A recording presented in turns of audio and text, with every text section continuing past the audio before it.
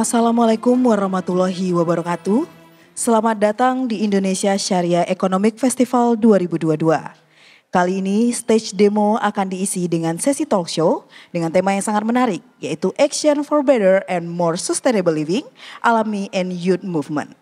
Untuk itu, kami akan menyerahkan acara kepada MC kita kali ini. Mari kita sambut Sarah Jasmine.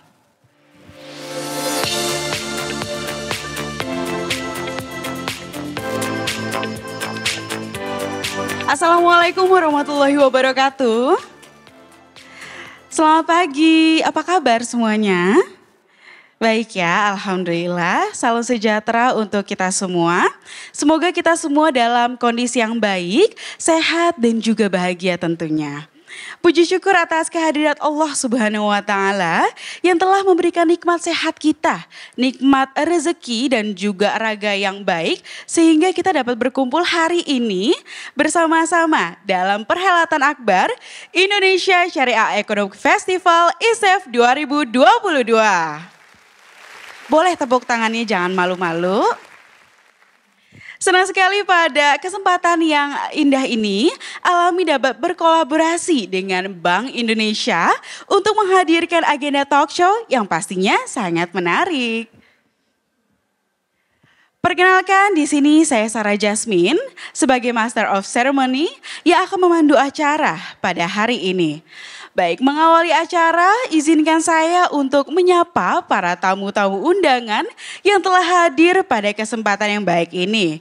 Yang kami hormati, Kepala Departemen Ekonomi dan Keuangan Syariah Bank Indonesia, Bapak Arief Hartawan atau yang mewakili.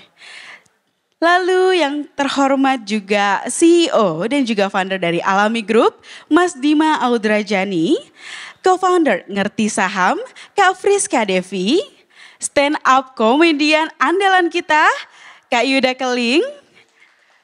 Boleh tepuk tangannya. Moderator talk show, Kak Irsyad Al-Ghifari. Presidium Nasional FOSE, Kak Syauki Al-Ghifari. Co-founder Centennial Z, Kak Sabina Katia. Dan juga tentunya rekan-rekan media serta teman-teman hadirin yang saat ini hadir dan insya Allah dirahmati oleh Allah kita semua ya. Amin ya Allahumma amin. Terima kasih telah berkenan untuk meluangkan waktunya hadir dan bersilaturahmi dalam acara talk show Action for Better and More Sustainable Living, Alami and Youth Movement. Sebagai negara berpenduduk muslim terbesar di dunia, Indonesia memiliki kedudukan yang penting dan potensi yang besar bagi perkembangan inovasi dan pertumbuhan ekonomi syariah di dunia. Namun demikian, indeks literasi dan inklusi keuangan syariah di Indonesia masih lebih rendah dibandingkan dengan keuangan konvensionalnya. Literasi keuangan syariah hanya 8,93%, jauh tertinggal dari literasi keuangan konvensional yang mencapai 38,03%. Hal tersebut mengakibatkan inklusi keuangan syariah juga hanya 9,1%, lebih rendah dari bank konvensional yang mencapai 76,19%. Rendahnya tingkat literasi dan inklusi tersebut membuat penetrasi keuangan dan juga perbankan syariah Indonesia mencapai 6%. Tertinggal dari negara lain seperti Saudi Arabia 63%, Brunei Darussalam 57%, dan Malaysia 29%. Ini adalah sebuah tantangan besar bagi kita semua yang harus dijawab oleh kita semua juga selaku pemangku kepentingan dari ekonomi dan perbankan syariah di Indonesia. Oke, agar kegiatan pagi ini lebih berkah dan hikmat, marilah kita mengawali acara yang super spektakuler ini dengan pembacaan doa. Dan pembacaan doa ini akan dipimpin oleh saudara Rio Caniado Anggara. Kepada Mas Caniado dipersilakan untuk memimpin doa ya.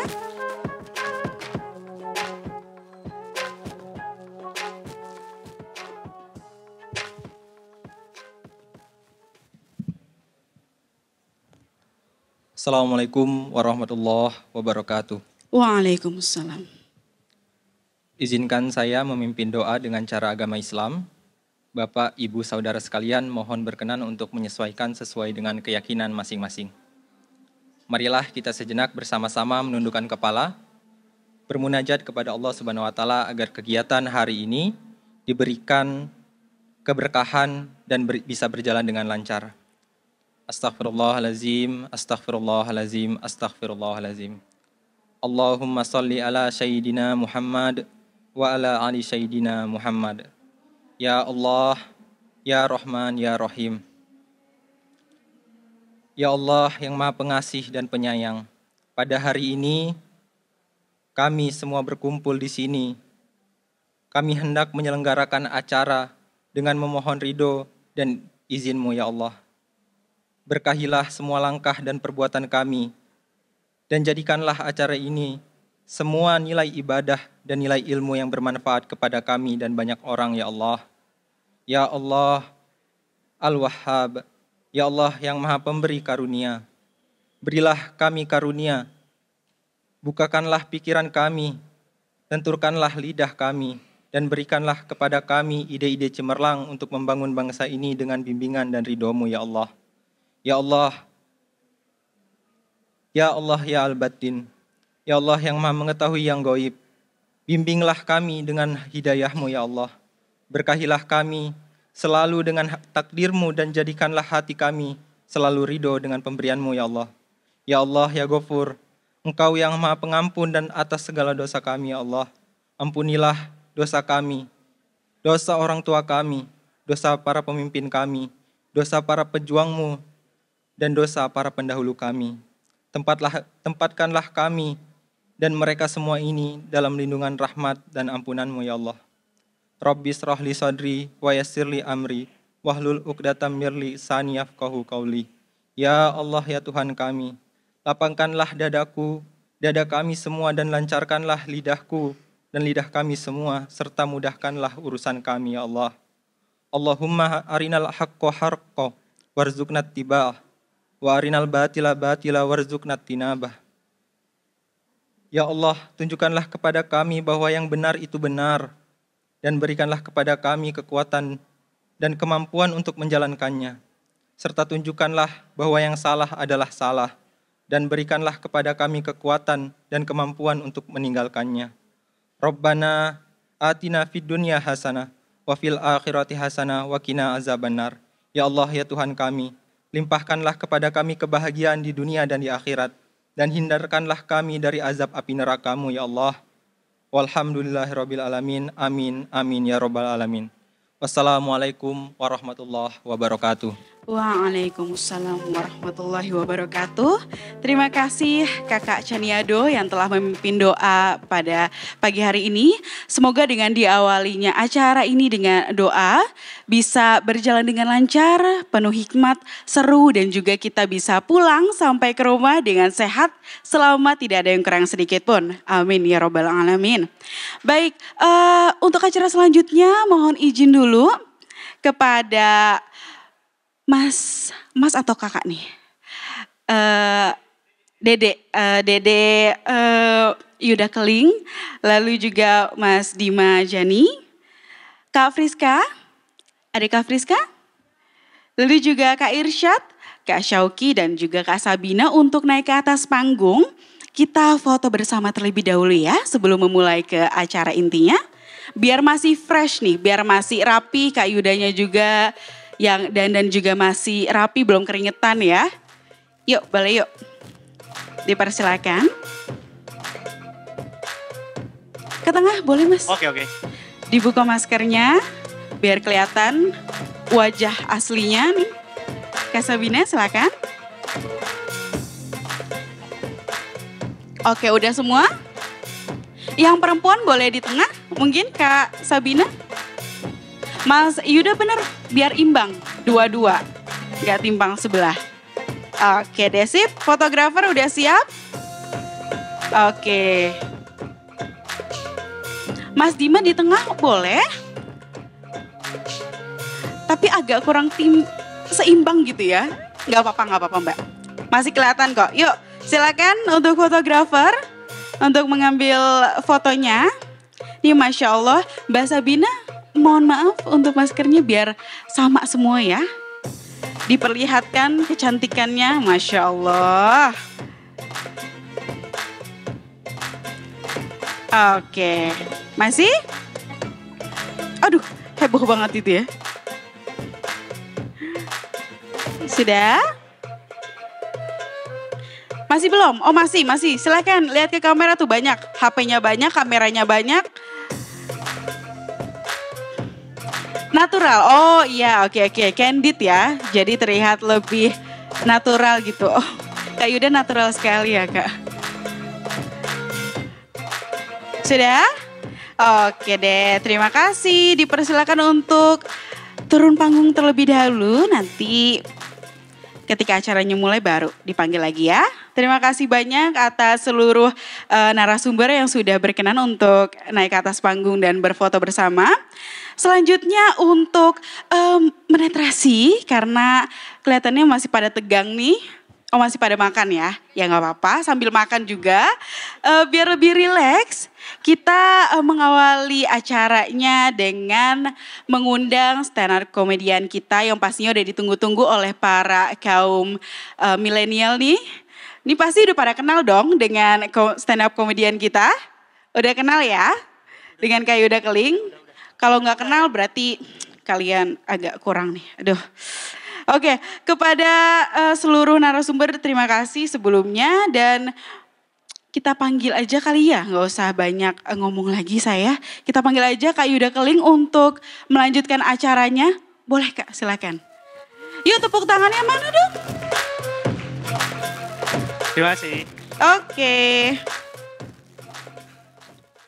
Ini saya doa part 2 aja ya. Auzubillahiminasyaitonirrajim. Bismillahirrohmanirrohim. Alif Lam. Kok jadi tadarusan? Halo semuanya, Assalamualaikum warahmatullahi wabarakatuh. Mbak, makanya nanti dulu Mbak, ini lucu banget nih Mbak, ntar kalau ini lucu banget nih soalnya nih. Sebelumnya perkenalkan nama saya Yuda Keling atau dalam investasi dikenalnya sebagai Yudamologi. Dan karena emang sekarang di Instagram lagi sering banget ngomongin soal investasi, ngomongin soal keuangan. Sekarang gue tuh kalau diundang seringnya ke acara-acara keuangan kayak gini. Kadang jadi stand up comedy, kadang jadi pembicara. Walaupun setiap kali jadi pembicara formatnya itu selalu sama. Ada satu orang host, ada satu orang narasumber yang ngerti banget soal investasi dan ada gue. Buat dijadiin contoh buruk. Jadi hitungannya gue ini udah kayak gambar kanker dibungkus rokok gitu. Spekulasi dalam berinvestasi menyebabkan Anda menjadi seperti ini. Sebelahnya ada foto gue lagi kayak gini nih. Salam nyangkut rekan-rekan semua. Dan karena sering ngomongin soal investasi, gue tuh paling sebel waktu rame kasus afiliator. Karena itu bikin citra buruk, bikin investasi citranya jadi buruk gitu. Gue setiap kali ngomongin soal keuangan, setiap kali ngomongin soal investasi di Instagram selalu dikomen, lu afiliator ya, lu afiliator ya. Padahal yang gue lakuin dan yang afiliator lakuin itu beda. Afiliator itu kan dapat keuntungan dari kerugian orang lain.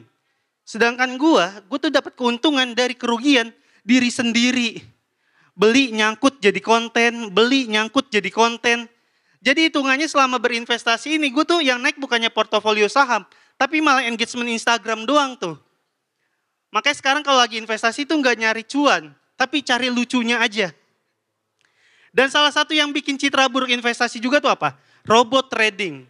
Robot trading tuh kerugian negara tuh sampai 9,7 triliun. Buat yang nggak tahu 1 triliun itu nolnya ada 12. Gue barusan ngecek. Dan itu ya 9,7 triliun ya. Kalau dibeliin kangkung, satu Indonesia tuh ngantuk tuh. Dan ini kenapa ada yang tertipu afiliator, ada yang tertipu robot trading. Karena emang literasi keuangan kita itu masih rendah banget. Makanya nih kalau mau berinvestasi yang udah pasti aman, terdaftar dan diawasi sama OJK. Langsung aja ke syariah, ke Alami Syariah. Bagus gak tuh? Bridgingnya bagus gak? Bagus ya? Maaf lagi salah lagi. Ulang ya tadi kurang bagus ya. Jadi kalau mau berinvestasi, atau dari ulang aja. Assalamualaikum warahmatullahi wabarakatuh. Kejauhan ya. Alami Syariah ini imbal hasilnya tuh bisa sampai 16%. Dan dari 10 ribu yang UMKM yang terdaftar, gagal bayarnya tuh 0%. Jadi sejauh ini aman banget. Tepuk tangan dong.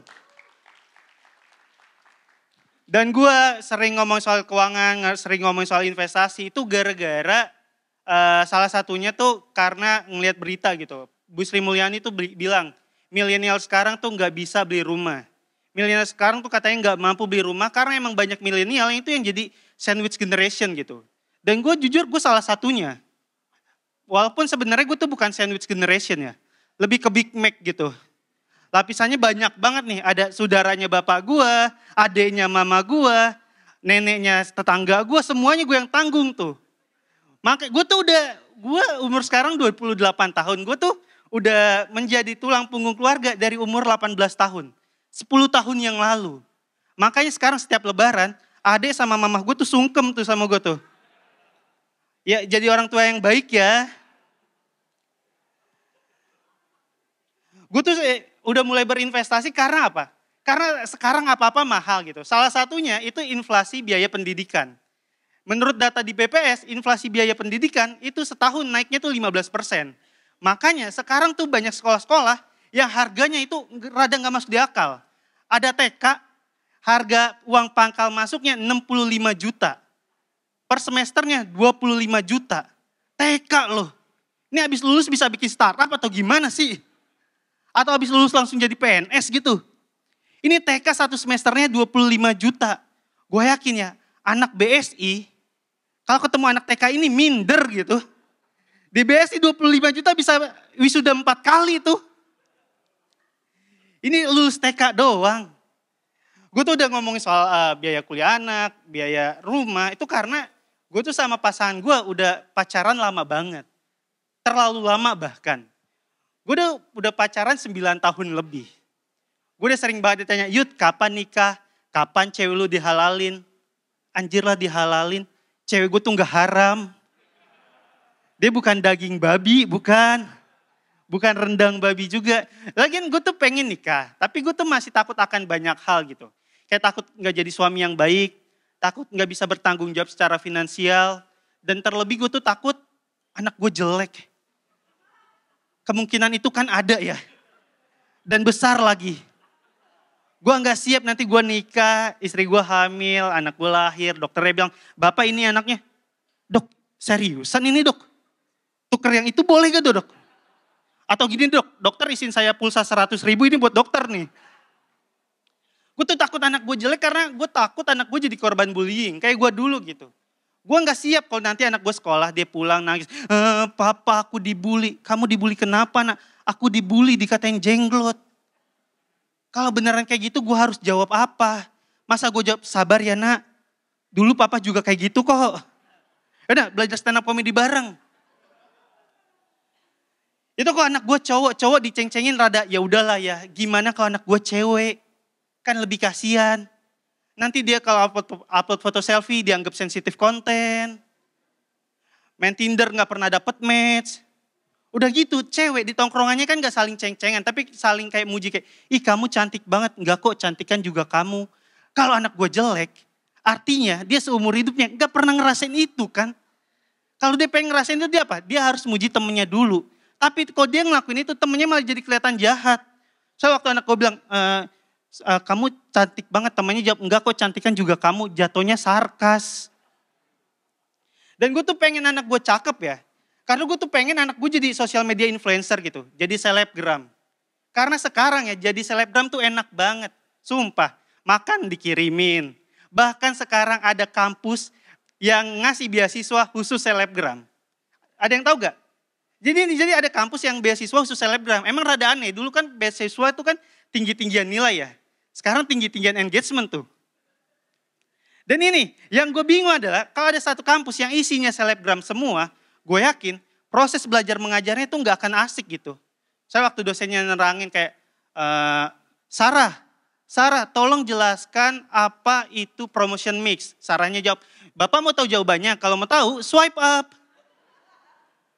Atau dosennya gue juga nanti pas ngajarnya gak enak gitu. Dosennya kan bilang, reksadana itu ada 4 jenis. Yang pertama ada reksadana saham, ada reksadana pasar uang, ada reksadana pendapatan tetap, dan ada reksadana, kalau mau tahu lanjutannya cek video kami di part 2 ya. Gak akan asik gitu. Dan lagi ya, kalau ada satu kampus nih beasiswanya semuanya selebgram, gue yakin di akhir semester nanti itu bakal aneh gitu.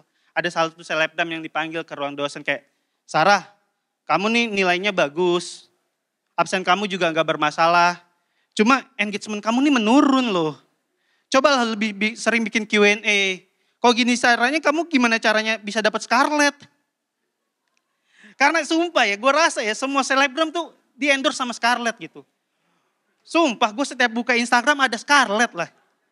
Gue nih ya, saking seringnya ngeliat iklan Scarlett, gue tuh sampai hafal semua produk dari Scarlett gitu. Ini kalau ada Wants to be a Millionaire, pertanyaan tentang Scarlett, miliarder gue. Body wash, body scrub shower gel, hafal gue.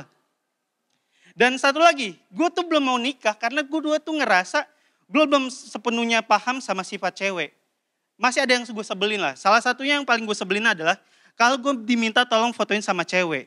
Soalnya cewek ya, kalau di foto maunya selalu kelihatan cantik gitu.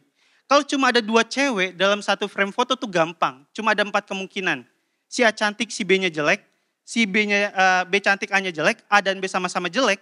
Atau A dan B sama-sama cantik. Gampang, cuma ada 4 kemungkinan gitu. Gimana sih 4 nih? Cuma ada 4 kemungkinan. Ini gue pernah fotoin cewek berlima. Bikin mereka semua puas itu susah banget tau gak? Kayak kiamat kecil buat gue. Mereka jejer nih berlima, kan gue fotoin cekrek mereka lihat. Ih jelek, gue lihat kan. Oh iya maaf ini pakai kamera depan, sorry guanya gak fokus, ulang. Sorry. Mereka jejer nih berlima, gue fotoin kan, cekrek mereka lihat. Dibilang apa? Ih jahat, guanya gendut. Iya mana gue tahu. Demi Allah gue tuh cuma mencet gitu. Cuma mencet, gak ada pikiran jelek. Mampus lu, gue bikin gendut, gak ada. Cuma mencet. Gue Yuda, terima kasih.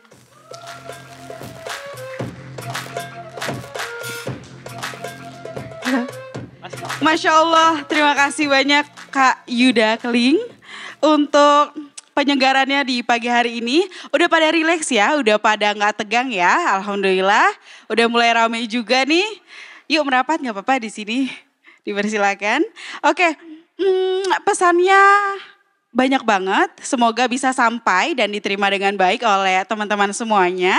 Nah untuk melanjutkan acara, ini kita sudah mau sampai nih ke main point atau acara intinya dari talk show yang sangat spektakuler ini. Oke, di sini untuk acara selanjutnya akan dimoderatori oleh Kak Irsyad Al-Ghifari. Nah, yang belum tahu Kak Irsyad, aku perkenalin sedikit ya untuk Kak Irsyad ini siapa, gimana, rumahnya di mana? Oh enggak, rumahnya enggak. Jadi di sini Kak Irsyad itu menyelesaikan S1 Ilmu Ekonomi Syariah dari Institut Pertanian Bogor. Ada yang anak IPB? Ada, oh tentu saja, alhamdulillah. Dan juga S2 Marketing Communication dari Binus University. Kak Irsyad pernah menjadi Presiden Mahasiswa Ekonomi Syariah Indonesia atau Presidium Nasional FOSEI yang menaungi lebih dari 235 universitas di seluruh Indonesia. Kak Irsyad juga pernah menjadi Duta IPB Angkatan 2017, Mahasiswa Inspiratif IPB 2017, Mahasiswa Berprestasi Utama Fakultas Ekonomi dan Manajemen IPB 2018. Sebentar saya tarik nafas dulu, banyak soalnya. Pernah menjadi delegasi IPB di acara International Forum di Jepang, Korea Selatan, Jerman, dan Amerika Serikat. Dan juga prestasi terakhirnya adalah menjadi awardee Leadership Scholarship pada International Visitor Leadership Program atau IVLP Amerika Serikat 2019. Masya Allah. Sejak tahun 1941 sudah lebih dari 500.000 alumni scholarship dan juga 300 alumninya ya. Dan di sini kalau misalnya masih rada-rada ngawang nih, apa sih scholarship itu? Nah, di sini ada juga yang pernah menjadi presiden maupun perdana menteri dari alumninya. Salah satunya Presiden Megawati dan Presiden Abdurrahman Wahid yang menjadi salah satu alumni berprestasi dari IVLP tersebut. Wah kece banget ya. Oke, tanpa perlu berlama-lama lagi kita sambut saja yuk untuk Kak Irsyadnya. Kak Irsyad Al-Ghifari silahkan naik ke panggung. Tepuk tangannya boleh. Oke dipersilakan ya Kak. Terima kasih Kak Sarah. Tadi udah dibuka sama stand up komedian ya. Lucu banget ya Kak Yuda, mantap. Izinkan saya juga untuk mulai acara ini dengan sebuah pantun. Nanti teman-teman bilang cakep ya. Latihan dulu. Cakep. Kurang keras, cakep. Sekali lagi, cakep. Oke. Berakit-rakit ke hulu. Ulang lagi ya. Kurang kompak. Berakit-rakit ke hulu.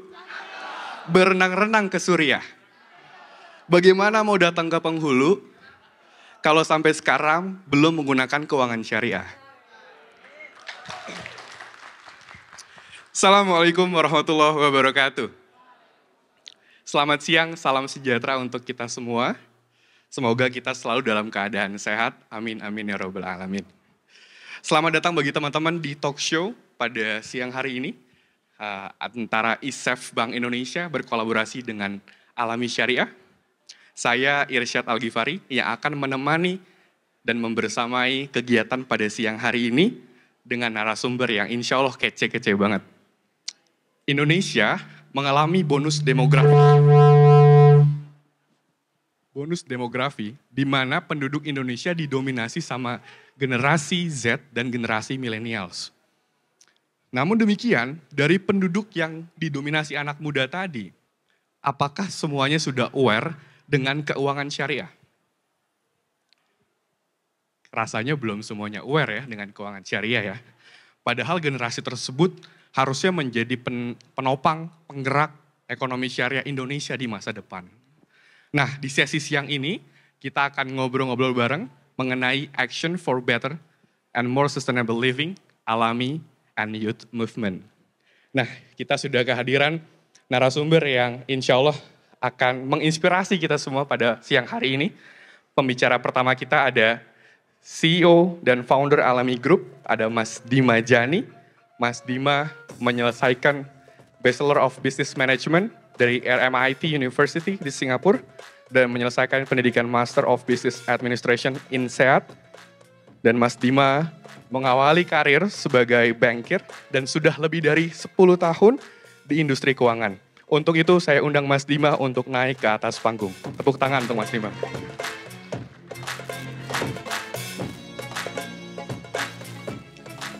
Pembicara kedua kita yang insya Allah sama kerennya dengan Mas Dima, ada co-founder Ngerti Saham, Kak Friska Devi. Kak Friska menyelesaikan pendidikan Bachelor of Economics dari Universitas Diponegoro dan sudah menyelesaikan Harvard Business School Online dengan major Entrepreneurship Studies. Jadi Kak Friska ikut semacam short course di Harvard gitu ya secara online. Dan majornya Entrepreneurship Studies. Dan Kak Friska juga pernah berkarir di perusahaan sekuritas, jadi udah sangat familiar banget nih dengan investasi dan keuangan gitu ya. Dan Kak Friska pernah menjadi delegasi Indonesia di World Bank Group di Amerika Serikat, dan delegasi Indonesia di World Federation of United Nations Association di Amerika Serikat. Saat ini beliau bersama timnya fokus untuk mengembangkan Ngerti Saham, sebuah wadah edukasi saham dan investasi bagi anak muda yang sudah memiliki followers di Instagram lebih dari 1 juta followers. Untuk itu saya undang Kak Friska untuk naik ke atas panggung. Kita berikan tepuk tangan untuk Kak Friska.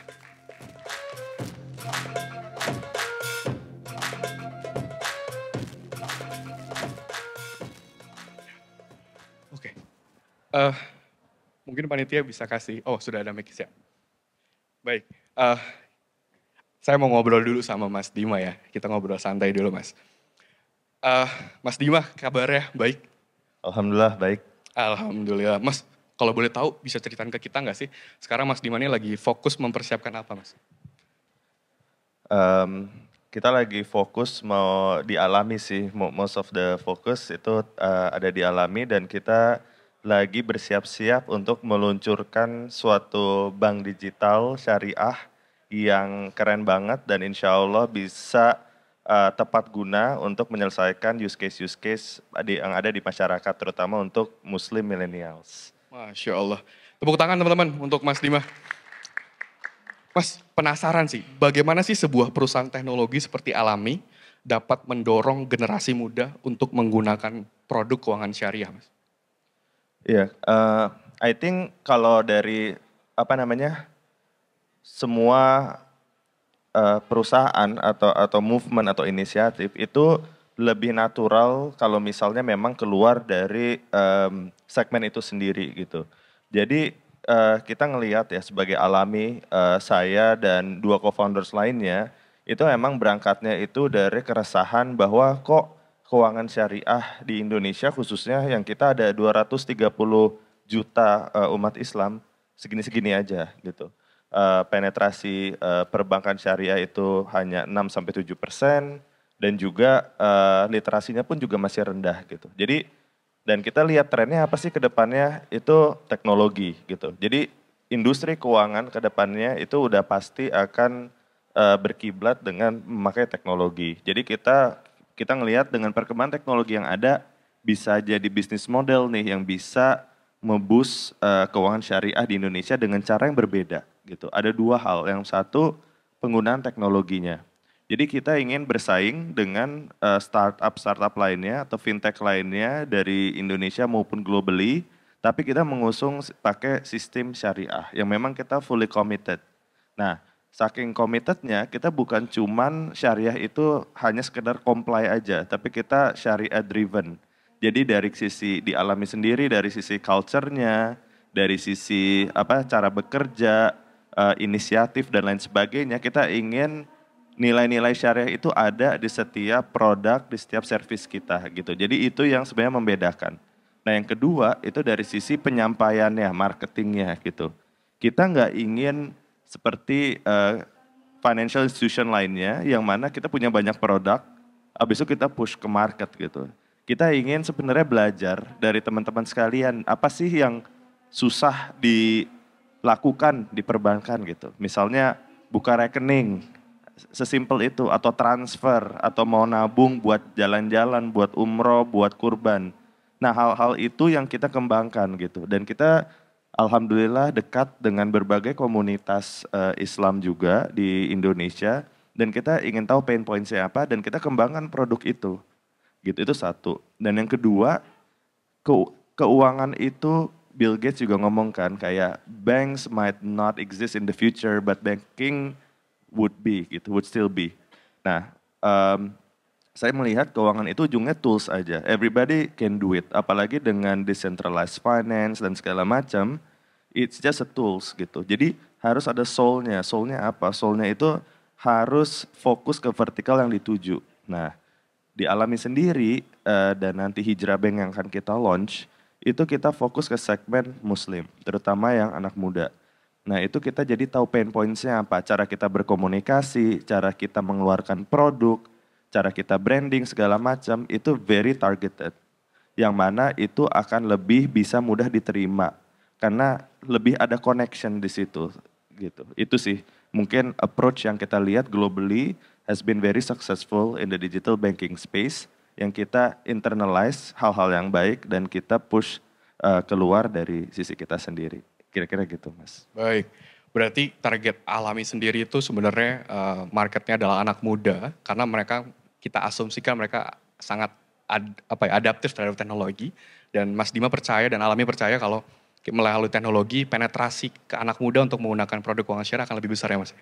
Betul, yang terakhir lagi mungkin purpose ya karena kita juga ya biarpun saya mungkin udah gak muda-muda amat tapi masih relatif muda lah. Jadi the purpose is very important. Purpose-nya apa? Kalau dialami purpose kita bukan cuma tumbuh menjadi perusahaan yang unicorn atau decacorn one day insya Allah, tapi lebih ke kebermanfaatannya. Makanya kita very focus on impact. We view ourselves as impact driven startup, yaitu kita dalam proses bisnisnya harus bisa memberikan manfaat bagi yang lain gitu. Dari pembiayaannya kita ke UMKM langsung. Jadi kalau teman-teman jadi pendana di Alami, sama aja itu sebenarnya membantu UMKM dalam mereka memenuhi modal kerjanya agar bisa running from time to time. Terus kita juga menyasar ke petani-petani atau petambak ikan yang mana sebelumnya mereka tuh belum pernah bisa mempunyai akses ke institusi keuangan. Nah dari nanti penabung di Hijrah Bank insya Allah itu juga ada namanya sedekah sign up. Sekarang kan kalau misalnya ke bank digital gitu kan dikasih nih cashback berapa gitu kan tabungannya langsung gratis kalau buka account. Nah di kita insya Allah juga ada tapi uangnya itu harus didonasikan, harus disedekahkan. Jadi mengawali banking activity-nya dengan cara yang baik dan menolong orang. Nah itu dampak sosial di sekitar itu yang akan tumbuh dengan bisnis kita tumbuh juga gitu. Jadi kita berkaca pada perusahaan seperti Patagonia atau Warby Parker yang impact driven gitu. Nah ini suatu nilai yang mungkin di anak muda itu lebih kenceng gitu. Jadi it's not just about profit and loss transactional, tapi lebih kayak yuk sama-sama kita memberikan impact lebih besar melalui Alami ini, itu sih. Masya Allah. Berarti ini sebenarnya bisnisnya bukan bisnis as usual, tapi bisnis yang beyond ya Mas ya. Karena punya purpose, dan purpose-nya tadi driven impact atau sustainable impact. Masya Allah. Mas, bagaimana sih peran kolaborasi industri dan perguruan tinggi untuk mempersiapkan generasi muda berkontribusi di dunia profesional, Mas?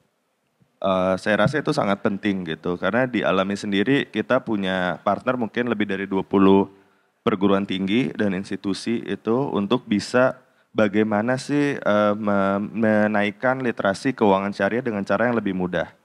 Nggak hanya di Indonesia gitu, kita juga sudah bekerja sama juga dengan berbagai lembaga institusi di luar seperti INSAIF di Malaysia atau di Qatar dan lain sebagainya.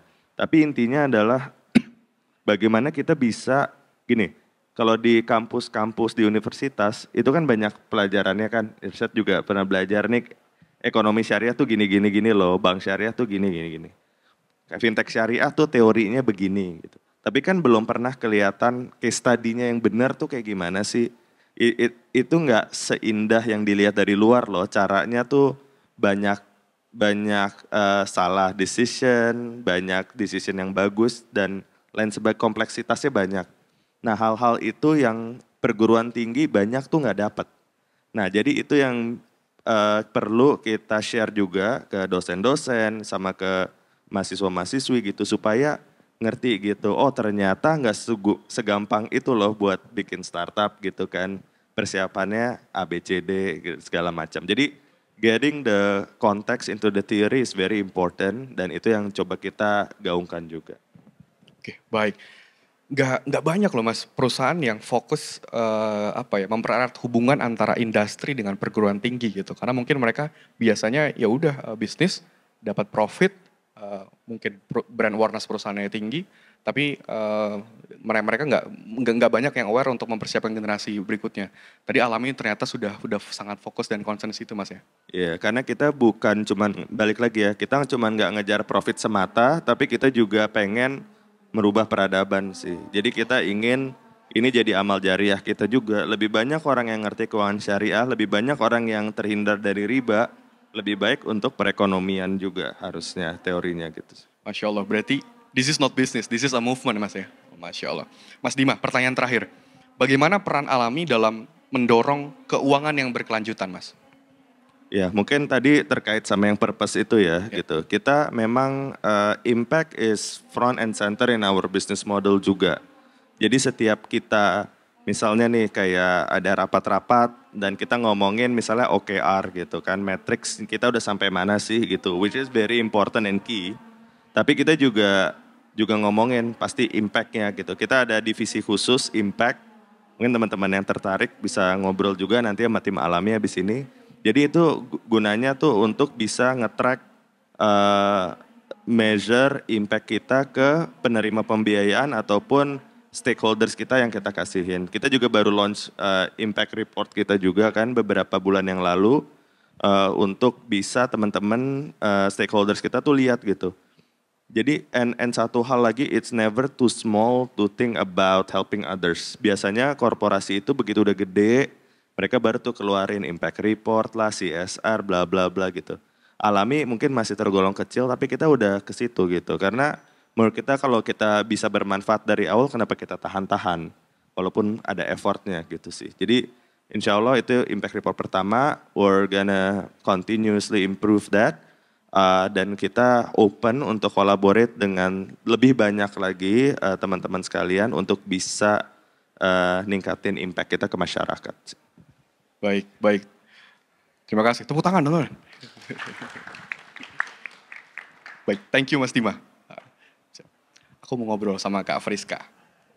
Kak Friska, kabar baik Kak? Alhamdulillah baik. Alhamdulillah baik. Sekarang kalau boleh tahu lagi fokus persiapin apa nih Kak? Fokus persiapin anak ketiga. Enggak, bercanda. Anak ketiga. Fokus persiapin apa ya untuk saat ini masih mungkin lebih ke tetap konten segala macam ya. Karena memang aktivitas di rumah, ibu rumah tangga tapi sambil ngonten. Mungkin ada persiapan studi untuk lanjut juga. Ya masih serba-serbi huru-hara segala macem lah, campur-campur. Itu lanjut studinya ngambil Islamic Finance apa enggak Kak? Insya Allah ya, Wah, rencana Insya mau Allah. ambil Islamic Finance. Di mana Kak, boleh dibocorin Kak? Belum tahu. Oh, belum tahu. Nanti aja kalau udah jadi. Baik. Baik, Kak mau nanya, bagaimana sih prinsip gaya hidup halal atau halal lifestyle dalam konteks investasi keuangan Kak? Ya, kalau kita ngobrolin halal style ya, itu kayaknya memang udah belakangan terakhir mungkin lebih happening dibanding zaman saya dulu ya. Dulu mungkin waktu kenal dunia keuangan dan investasi era 2010, halal style belum begitu muncul ya di zaman itu. Bahkan saya pribadi jujur juga dulunya seorang investor konvensional, belum hijrah ke syariah. Tapi melihat tahun demi tahun, jujur saya pun baru hijrah itu 5 tahun terakhir dari 2017 mulai mendalami banyak tentang investasi syariah, keuangan syariah. Akhirnya bismillah memutuskan untuk pelan-pelan hijrah. Pelan-pelan ya, ini perlu digarisbawahi pelan-pelan. Jadi inget banget butuh waktu 1-2 tahun bener-bener jiwa ini bisa ke bawah sampai ke syariah. Awal-awal pasti berat ya teman-teman ya untuk kita menjalani halal style yang tadinya mungkin kita terbiasa dengan serba konvensional. Akhirnya pemilihan instrumen investasi keuangan lainnya mau tidak mau mulai diganti atau kita nyebutnya hijrah ke syariah. Jadi kalau aku melihat trennya semakin kesini semakin bagus dikarenakan mungkin banyak milenial Gen Z juga udah mulai semakin aware. Beda mungkin dengan zaman saya dulu ya yang halal style dan semua yang serba syariah itu belum terlalu booming di zaman itu.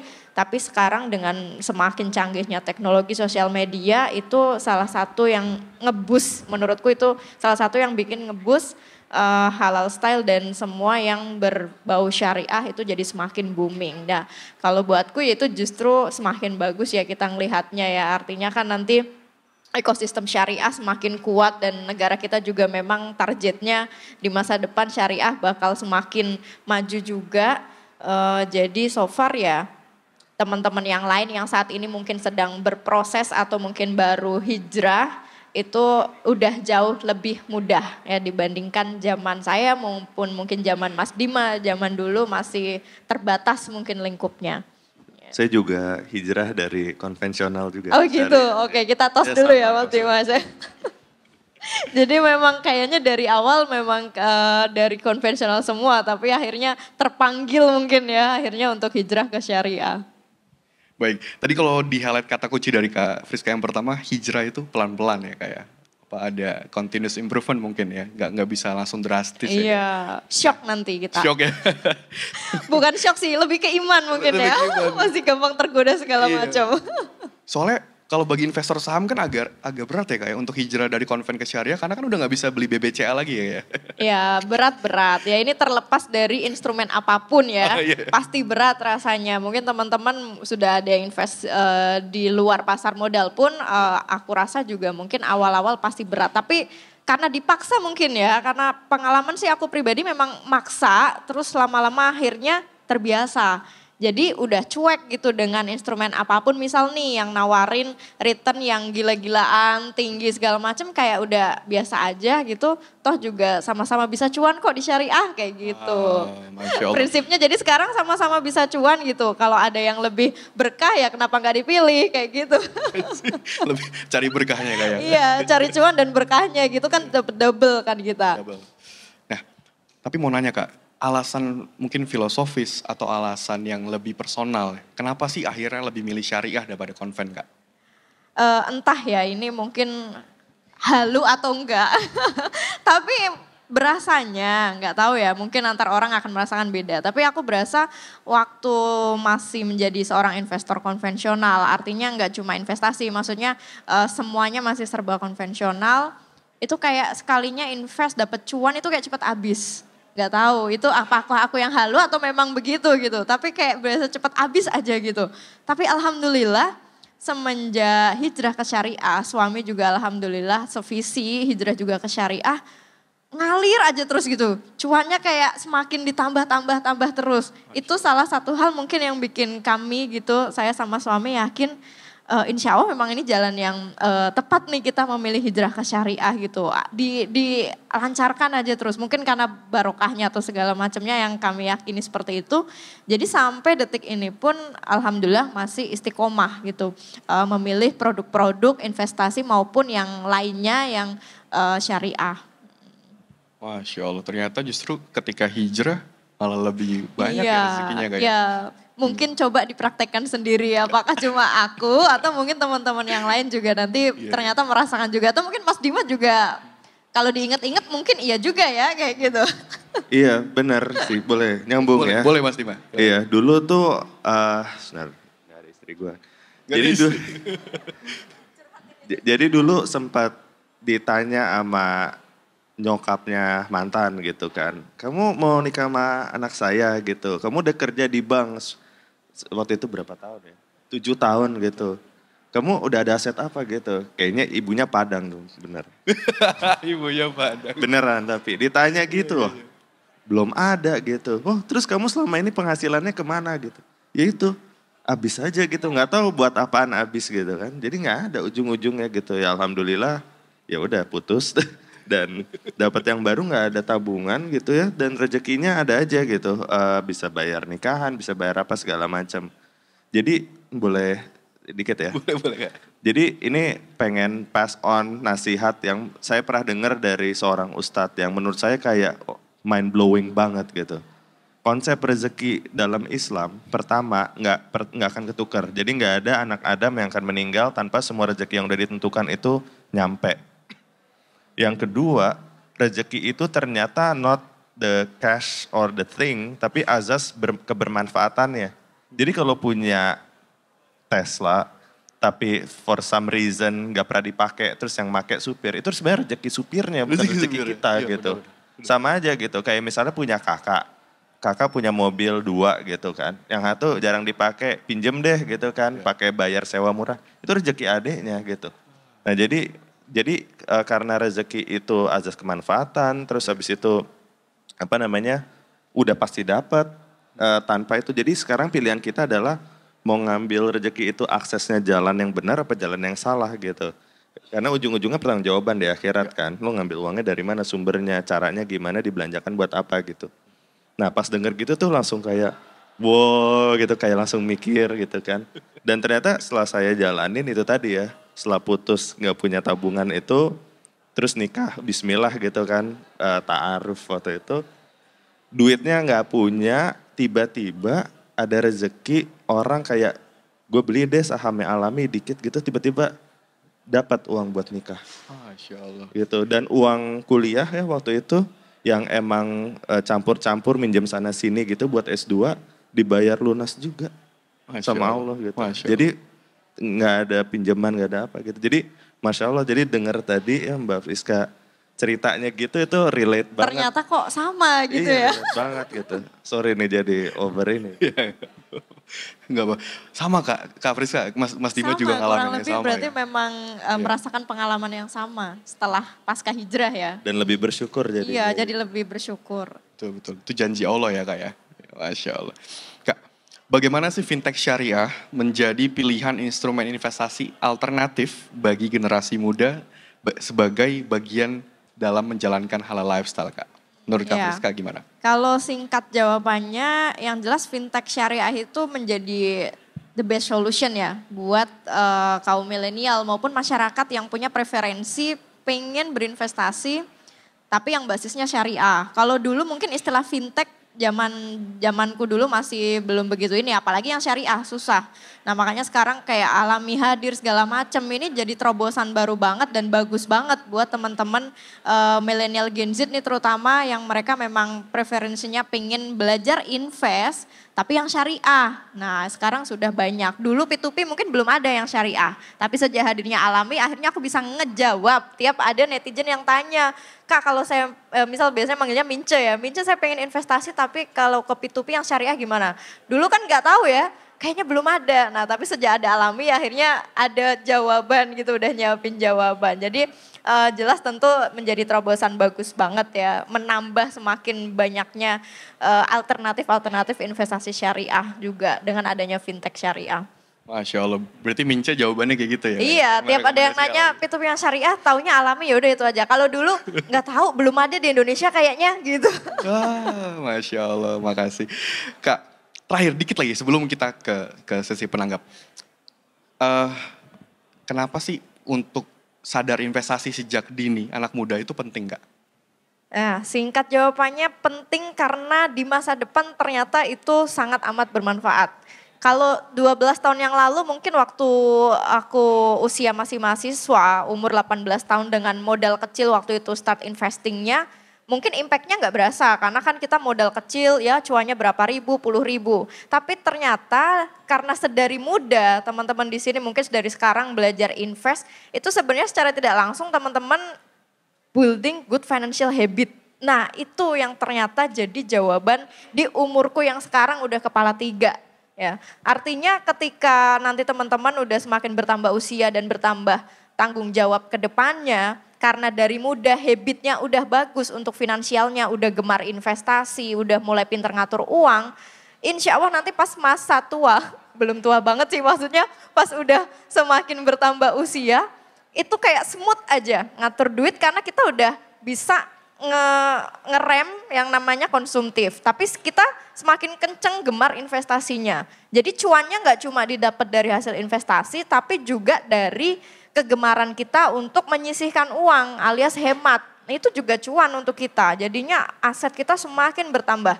Nggak berasa serius. Jadi memang kenapa harus sadarnya dari sekarang karena nantinya kita nggak tahu ya. Di masa depan itu ternyata itu habit yang bagus udah kita bangun sedari lama, manfaatnya luar biasa kayak bola salju ya, karena kegulung terus dari zaman muda kita biasain invest, gemar nyisihin uang, hemat, terus ngerem yang namanya konsumtif. 1 sampai 5 tahun pertama investasi mungkin buat teman-teman gak bakal begitu berasa hasilnya karena mungkin modal kita masih kecil, tapi percaya di atas 5 tahun, 1 dekade sampai bahkan lebih, teman-teman pasti udah bakal bisa beli mungkin rumah kedua, ketiga dan seterusnya cash. Itu yang jadi apa ya, mungkin motivasi lah buat teman-teman ya. Jadi jangan beranggapan instannya dalam waktu 1-2 tahun aja nanti kelihatan hasilnya, tapi emang kayak bola salju. Nanti lama-lama itu semakin berasa banget. Masya Allah. Kak Friska mulai dari usia 18 tahun tadi, sekarang udah mungkin kepala 3. Iya, ketahuan tuanya ya. Tapi kita ya kepala 3 belum terlalu. Ya, berarti asetnya udah ketahuan ya Kak ya? Iya, 18 tahun sekarang 30 ya, luar biasa ya. Tepuk tangan buat Kak Friska teman-teman. Baik, thank you Kak. Mas Dima, Kak Friska, sekarang aku mau coba ngajak ngobrol langsung nih sama representatif dari anak muda yang mungkin bisa mewakili generasinya. Ke Mas Syauqi Al-Ghifari dulu ya. Mas Syauqi sudah megang mic? Oke. Ya, mungkin bisa sambil berdiri biar kelihatan. Mas Syauqi ini dari Fose ya Mas ya? Ya, betul. Betul. Mas mungkin bisa diceritain nih Fose itu apa, sudah melakukan apa saja gitu ya. Dan mungkin menurut Mas Syauqi sendiri bagaimana sih pentingnya generasi muda untuk bisa support ekonomi syariah di masa depan? Oke, terima kasih banyak Mas Irsyad atas waktunya. Apresiasi luar biasa kami sampaikan kepada Mas Dima Jani dan Mbak Friska atas paparannya tadi. Tentunya berbicara tentang kaitan ekonomi syariah dan pemuda, ini merupakan sasaran yang tepat karena berdasarkan sensus yang dilakukan oleh BPS tahun 2020, itu Gen Z mendominasi sampai 27,9%. Dan ini persentasenya paling banyak di antara kelompok usia yang lain. Artinya generasi muda merupakan sasaran yang sangat potensial untuk kita memulai kebangkitan ekonomi syariah di masa yang akan datang. Dan penting pula untuk kita mengajak generasi muda ini untuk terlibat dalam gerakan ekonomi syariah dan sangat menginspirasi tentunya tadi cerita dari Mas Dimajeni dan Mbak Priska dengan hijrah finansialnya ya sesuai tagline-nya Alami ya hijrah bagaimana kemudian dari hijrah itu bisa memberikan keberkahan untuk kita semua gitu dan berbicara tentang sustainability memang di sini ada 3 poin yang mungkin bisa kami sampaikan untuk mendorong gerakan ini. Berbicara tentang sustainability ada 3 sektor yang kami lihat. Pertama itu ekonomi, sosial, dan lingkungan.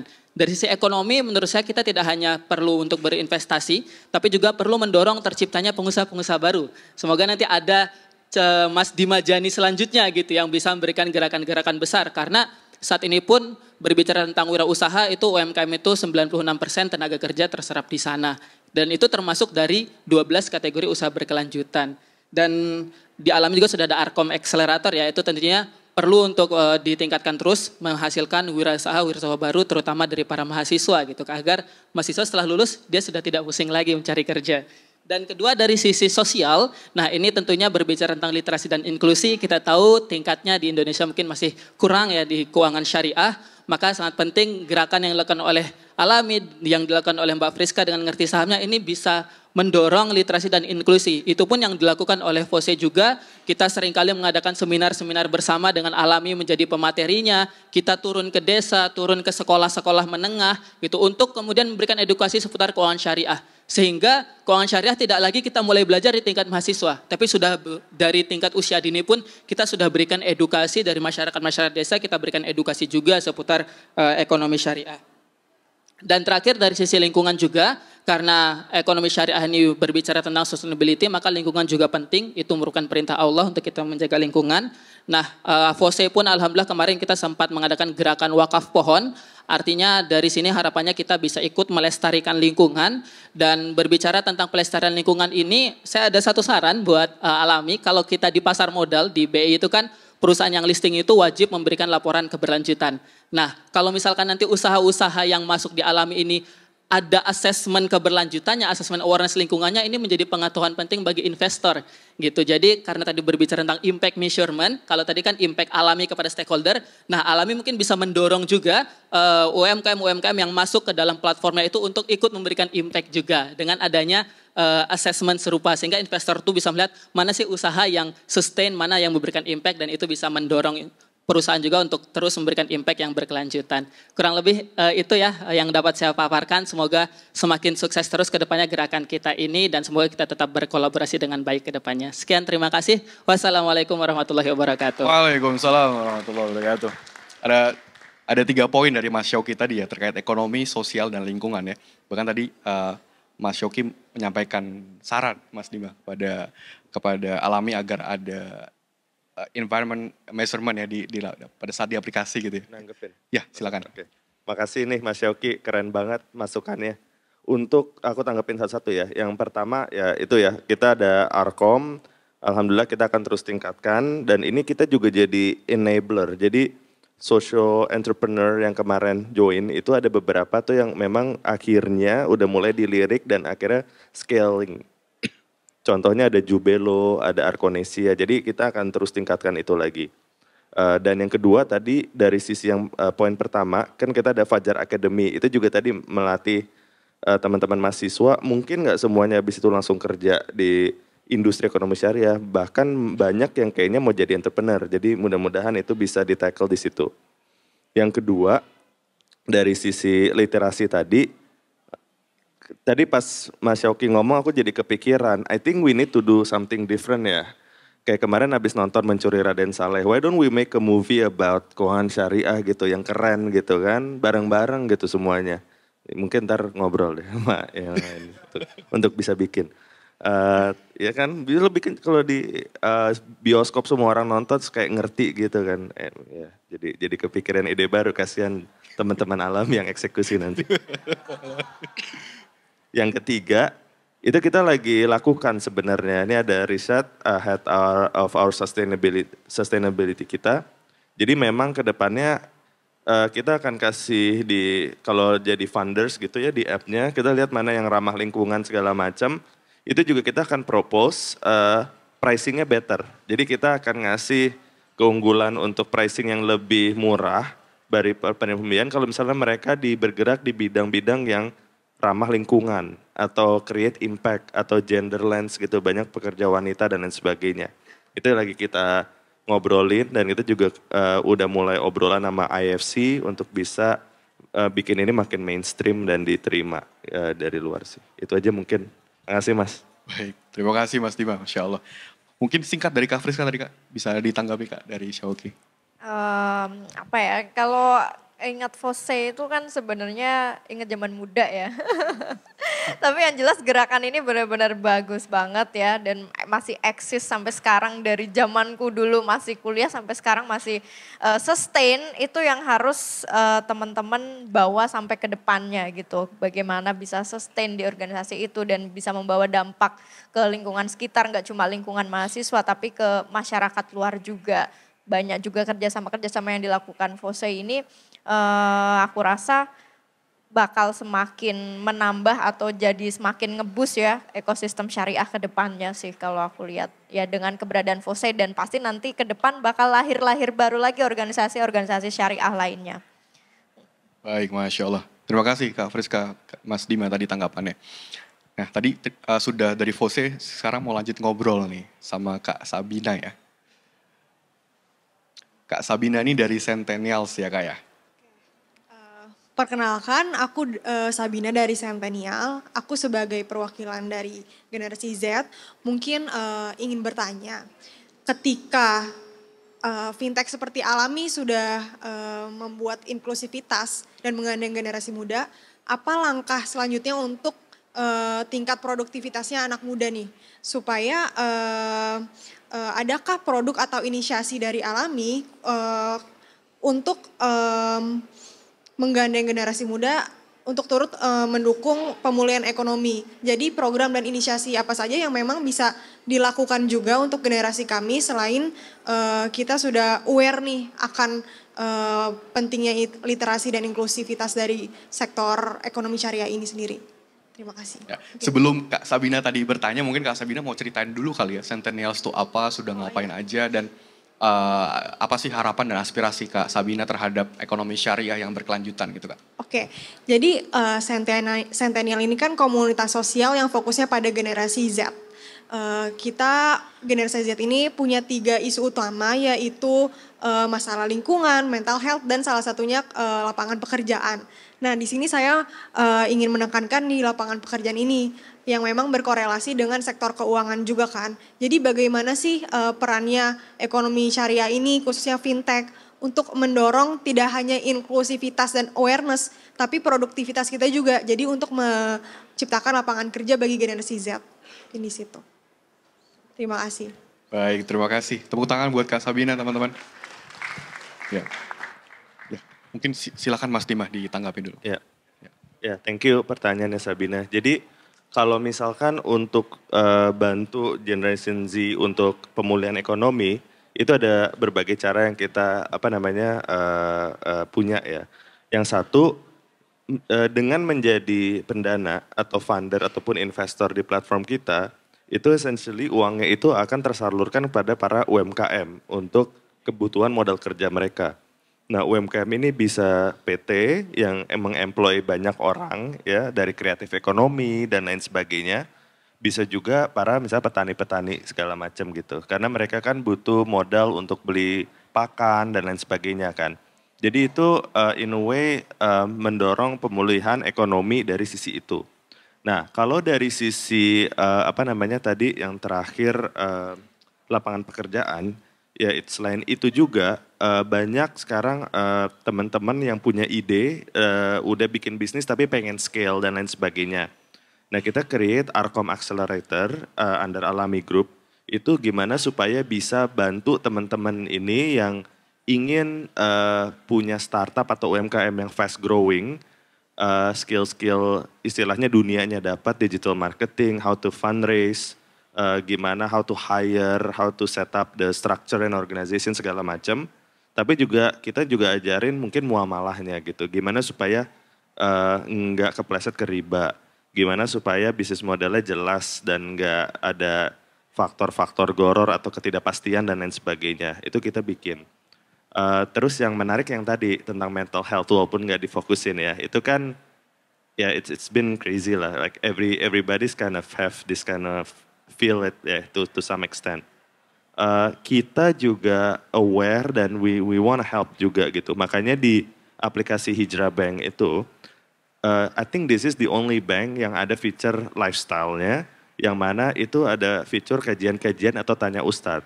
Dan setelah kita survei, topik paling penting, topik paling populer itu adalah parenting and mental health.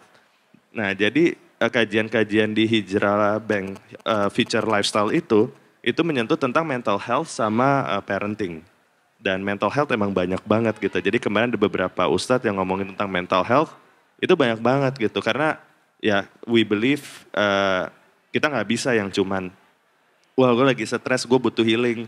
Udah lu sholat aja ntar beres, itu nggak mungkin kan. I mean there's a way to go there gitu. Cuman kita juga takut kalau healing dan segala macam kan banyak ada praktek-praktek takutnya kesyirik dan segala macam juga gitu. Jadi I think this is something yang kita pengen fokusin juga ke depannya supaya waktu banking sama Hijrah itu bukan cuma masalah financials-nya aja atau banking activity-nya aja, tapi ini bisa suatu platform yang bisa make you a better person. Itu sih kira-kira. Thank you. Baik, thank you Mas Dimas. Udah tadi ngasih tanggapan dari Kak Sabina ya. Mungkin singkat Kak Friska, silakan Kak kalau ada yang mau ditanggapi Kak dari Kak Sabina tadi. Iya, ini semakin good news ya, maksudnya Gen Z aja sekarang social movementnya udah semakin banyak. Dan kalau ngelihat Kentensial sendiri fokusnya mengarah ke sana, itu bakal jauh lebih memudahkan ya Gen Z untuk saling berkomunikasi atau mungkin saling share informasi apa aja yang sudah mereka dapatkan. Dan di situ di dalamnya mungkin kita memang bisa injek tentang literasi tentang keuangan, khususnya bukan ekonomi syariah, dan mungkin perlu ditekankan juga ke Gen Z bahwa seputar keuangan ataupun investasi syariah memang kita tidak bicara soal agama ya, yang perlu diketahui Gen Z. Jadi terlepas dari background agama apapun, nanti saling sharing aja ketika memang ada mereka yang berminat gitu ya, berinvestasi ataupun semua pengen yang berbau-bau syariah, ya silahkan aja terbuka. Artinya kan syariah itu kan terbuka untuk semua kalangan ya, kalangan masyarakat. Jadi itu yang mungkin harus ditekankan untuk Gen Z. Jadi biar tidak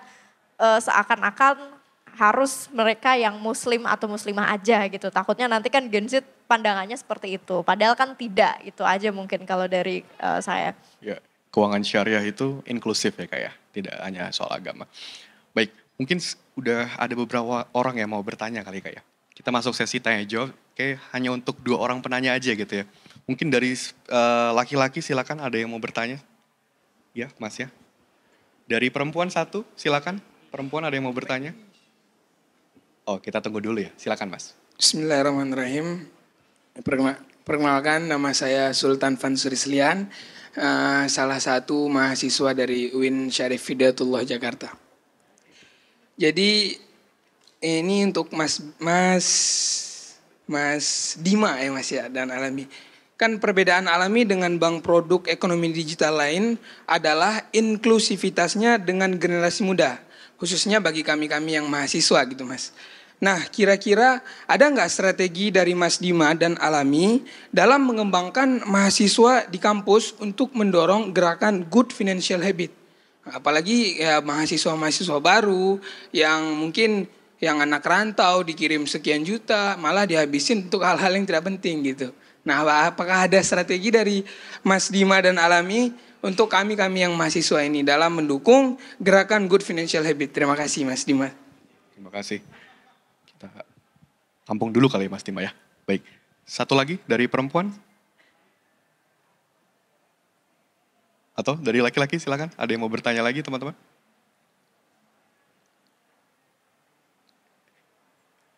Oke. Mungkin silakan Mas Dima dijawab dulu. Ya, thank you Sultan ya tadi. Nama keduanya panjang nggak dengar Sultannya aja ingat jadi. Makasih pertanyaannya. Kita memang ada gerakan inisiatif untuk ningkatin literasi tadi under Alam Institute yang bekerja sama banyak perguruan tinggi yang mana sebenarnya kita ingin bisa berkontribusi gimana kita bantu universitas itu untuk bisa lebih efektif untuk mengembangkan ekonomi syariahnya itu sendiri, yaitu tadi ya dari sisi financial habit, dari sisi kesempatan misalnya kerja, magang dan lain sebagainya. Sebenarnya kalau misalkan sampai dalam justru kita ingin dengar gitu dari teman-teman semua apa sih yang bisa kita bantu gitu, karena ini kan kita juga lagi masih terus improve gitu kan. Jadi kalau misalkan ada yang spesifik, mau dong Alami bantu teman-teman kampus buat gini-gini, itu kita very welcome dan juga kita sebenarnya ingin dengar dari teman-teman, dari Sultan dan teman-teman lainnya untuk hal-hal seperti itu. Jadi kita juga program-program yang kita bikin akhirnya jadi tepat guna gitu. Tapi overall dari fitur Hijrah Bank yang nanti akan kita luncurkan itu ada namanya Hijrah Boxes. Kan kalau di masjid tuh ada kotak-kotak amal tuh box-box ya. Nah kita bikin juga Hijrah Boxes di app-nya itu untuk bisa pisahin tabungan. Nah itu mungkin juga bisa jadi salah satu feature buat teman-teman bisa misahin tabungannya supaya uangnya nggak kepake ke sini dan ke sana gitu. Jadi bikin boxnya gampang, customize-nya gampang dan di track-nya pun per boxes kelihatan gitu riwayat transaksinya. Jadi mudah-mudahan kan kalau udah bikin box, misalnya tabungan umroh gitu, udah ada logo Ka'bahnya gitu. Kayak kalau mau dipakai buat main, beli kupon apa gitu-gitu kan juga kayaknya rasanya aneh gitu ya. Lebih mikir gitu, aduh kok gue ntar makin lama lagi nabung buat umroh gitu. This kind of thing gitu. Jadi itu gamification yang kita bikin di bank kita insya Allah, yang akan kita luncurkan segera supaya bisa juga bantu teman-teman mendisiplinkan kebiasaan-kebiasaan financial habitnya itu juga. Itu sih. Baik, terima kasih Mas Dima. Mudah-mudahan menjawab ya Mas Sultan ya. Baik, mungkin Kak Friska ada yang mau ditanggapi dari perspektif good financial habit, mungkin dari pengalaman Kak Friska sendiri. Oke, mungkin aku coba bantu untuk bagaimana build-nya ya. Kalau dari pengalamanku dulu memang prosesnya agak lama ya, maksudnya tidak dalam waktu yang singkat. Tapi salah satu yang aku inget banget dulu pas masih mahasiswa yang aku lakukan strategi praktisnya adalah aku membagi ke 2 ATM atau rekening gitu. Satu rekening memang khusus untuk teman-teman nampung dana-dana yang dikumpulkan untuk investasi, satu yang memang untuk ya udah aktivitas transaksi keuangan sehari-hari atau yang lainnya. Jadi yang penting ada 2. Jadi kita belajar untuk konsistennya dulu. Konsisten misal tiap habis terima dari orang tua nih, sisihkan mungkin ya 10% let's say ya, 10% aja atau seikhlasnya. Kalau misal 10% kegedean ya udah deh seikhlasnya berapa gitu ya, 100.000 pun juga nggak apa-apa. Lama-kelamaan yang aku nggak kerasain tuh, wow tiba-tiba di rekening satunya tuh udah ngumpul gitu. Nah akhirnya pas udah ngumpul, udah pede, wah sambil ngumpulin lagi udah mulai belajar invest. Jadi itu salah satu strategi yang menurut aku paling cukup sukses ya untuk ngebangun konsisten ya dan akhirnya punya habit gemar investasi. Karena dari situ kita konsisten nyisihin di awal terus gitu. Kecil gede kadang-kadang ya, apalagi pas lebaran kan lumayan ya dapat angpau segala macem kan, zaman mahasiswa masih dapet tuh. Masukin lagi ke rekening investasi dan rekeningnya jangan diotak-atik. Ya otak-atik kalau pas mau memang beli instrumen investasi aja, tapi di luar itu nggak usah. Itu salah satu strategi praktisnya yang dulu aku terapin untuk ngebantu bikin konsistensi kita atau how to build good financial habitnya dari situ. Nanti lama-kelamaan sampai detik ini pun aku masih punya habit yang sama. Jadi sekarang bahkan ditambah dari suami kan, jadi rekeningnya makin gendut. Cuma udah beda rekening bareng gitu. Jadi memang harus dibiasakan, lama-lama terbiasa dan nanti wow udah nanti akan bisa merasakan senyum-senyum sendiri kok. Kalau lama-lama udah jadi habit sendiri gitu. Semangat pasti bisa. Mbak Friska harus coba Hijrah Box nanti nih. Kalau boleh. Sepertinya saat ini ya langsung nih nanti mau nanya-nanya tentang Hijrah Banknya juga. Mungkin kalau kata Mas Dima kalau pakai Hijrah Box nggak perlu bikin 2 rekening tadi Kak. Oh ya langsung ya jadi 1 ya. Baik, nah tak terasa kita sudah sampai di penghujung acara. Teman-teman tadi banyak banget insight yang kita dapatkan gitu ya. Mungkin sebelum kita tutup silakan dari Kak Friska dulu mungkin ada closing statement singkat Kak terkait apa ya harapan dan apa sih yang Kak Friska lihat di ekonomi dan keuangan syariah di masa depan dari sisi perspektif keberlanjutannya mungkin Kak? Iya, kalau yang aku lihat ini seolah-olah jadi cenayang ya. Itu akan jadi terdepan ekonomi syariah di Indonesia. Aku masih sangat optimis karena aku kayak bisa dibilang ya salah satu mungkin saksi hidup ya yang lihat perkembangan ekosistem syariah dari yang dulunya belum banyak dikenal masyarakat dan sekarang bahkan milenial Gen Z udah semakin aware. Itu artinya proyeksi ke depannya semua sektor ini kalau saling berkesinambungan dan saling berkolaborasi itu bakal jadi something bijis bahkan mungkin ya kalau di negara kita. Jadi syariah economic sendiri aku masih tetap optimis dan masih insya Allah tetap bakal istiqomah di bidang ini. Baik dalam halal lifestyle-nya maupun dalam yang lain-lainnya lah gitu. Baik, tepuk tangan teman-teman buat Kak Friska. Masya Allah, luar biasa. Pertanyaan yang sama Mas Dima untuk closing statement. Ya, mungkin teman-teman di sini juga udah tahu ya, tahun 2045, 2050 itu Indonesia diprediksi jadi ekonomi keempat terbesar di dunia kan. Setelah China, India, China, or whatever, US, terus Indonesia. Nah, berdasarkan report itu, waktu saya lihat listnya, itu dalam 10 ekonomi terbesar di dunia, yang negara Islam atau Muslim majority country, itu cuma Indonesia doang, nomor 4. Yang kalau nggak salah yang 11 Turki, terus Saudi mungkin 12 atau 13, pokoknya jauh banget gitu. Jadi, dan we all know lah, the one is gonna lead is the one with the economy, the biggest economy kan. Jadi Indonesia would be pemimpin dunia yang memperlihatkan bagaimana Islam di tahun itu. Nah jadi I think saya sebenarnya lebih bukan closing statement, lebih ke pesan dan harapan sih. Jadi harapan saya di teman-teman semua yang hadir ini bisa terinspirasi dan bikin perusahaan startup the next Alami or even bigger and even greater gitu. Karena you guys will be the representation of Islam in the world. Dan amanahnya berat gitu ya. Mau jadi bagus, jadi jelek, it's up to you guys sebenarnya. Itu aja sih, makasih. Baik, tepuk tangan buat Mas Dima teman-teman. Ya, siang ini luar biasa kita belajar banyak hal dari Mas Dima, dari Kak Friska gitu ya, dari pengalaman-pengalaman beliau. Baik dari pengalaman hidup maupun pengalaman keilmuan yang sudah pernah mereka dapatkan gitu ya. Teringat teman-teman kalau ekonomi syariah itu bedanya dengan konvensional, mungkin tadi sudah beberapa dijelaskan ya. Ada sisi kebermanfaatan, ada sisi kemaslahatan yang ada di dalam filosofis dari sistem ekonomi itu sendiri. Dosen saya pernah bilang di kampus, kalau zakat itu fungsinya adalah social protection. Kenapa? Karena ketika kita mengeluarkan zakat, maka orang yang menerima itu akan diangkat kehormatan harga dirinya sebagai manusia.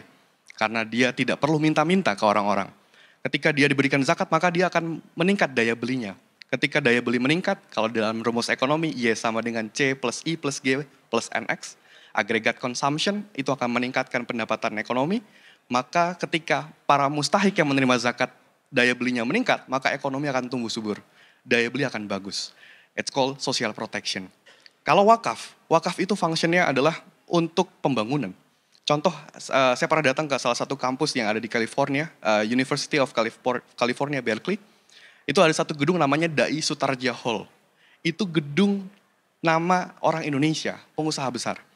Karena kenapa kok gedungnya bisa diberikan nama itu? Karena dia memberikan dana $40 juta sehingga gedung itu diberikan nama dirinya sendiri, Dai Sutarja Hall. It's called wakaf. Wakaf ada sisi sustainability-nya, ada keberlanjutannya. Dan itu dinikmati oleh umat muslim saja, apakah tidak? Apakah iya? Enggak. Mahasiswa dari seluruh dunia bisa belajar di gedung yang sama menggunakan konsep wakaf. Wakaf itu bagian dari sustainability finance yang ada di ekonomi syariah.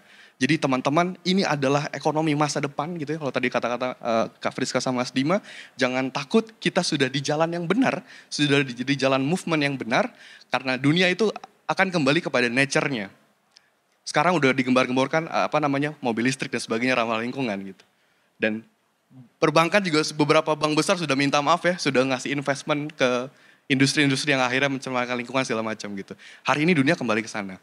Jadi teman-teman, ayo kita persiapin barang-barang, tadi Mas Dima, Kak Friska bilang gitu ya, ada aware investasi sejak dini, dan keuangan syariah juga dijadikan itu sebagai prinsip ketika teman-teman nanti berkeluarga.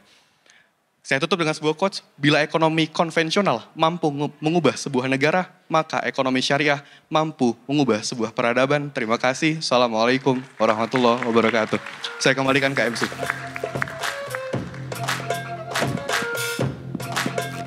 Waalaikumsalam warahmatullahi wabarakatuh. Masya Allah. Sangat berisi daging semua ya, jadi bisa diserap untuk ilmu-ilmu dan juga pesan-pesan penting yang disampaikan oleh pembicara kita yang juga sangat spektakuler ini, Mas Dima dan juga Mbak Friska.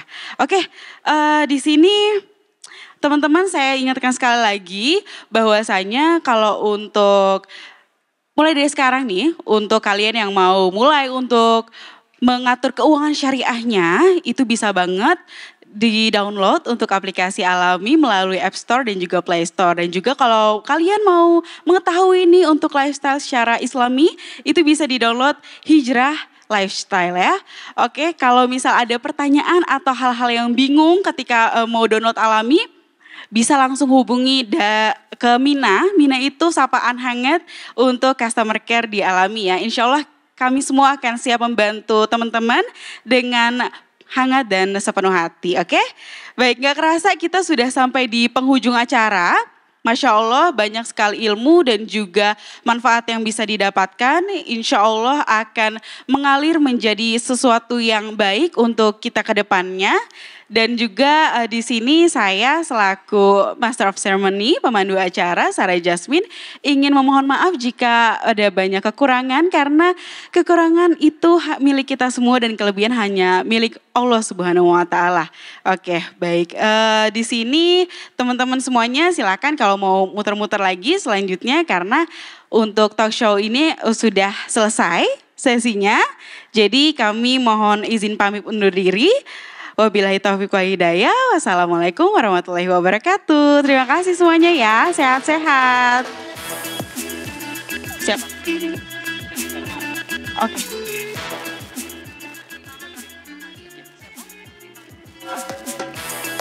Oke, yuk pesertanya berdiri boleh. Kita nih foto dari panggung ya. Oke, Mas Dima sama Mbak Friska boleh di sini. Di tengah, nanti kita foto bareng semuanya ya. Untuk jadi suatu dokumentasi penting nih. Nanti siapa tahu ada yang sukses setelah mendengar talk show ini. Terus dilihat fotonya, oh habis ikut talk show sama Alami di ISEF 2022, Masya Allah. Boleh berdiri teman-teman semuanya.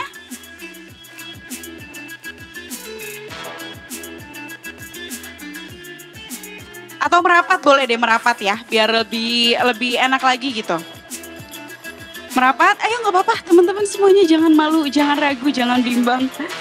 Ini hanya foto untuk kenang-kenangan aja. Oke? Siap? Udah? Oh, fotografernya belum nih? Sip? Udah selesai? Oke, udah Mbak, alhamdulillah. Sip, makasih banyak ya semuanya ya, semoga sehat selalu. Dan selamat sampai di rumah, oke? Assalamualaikum.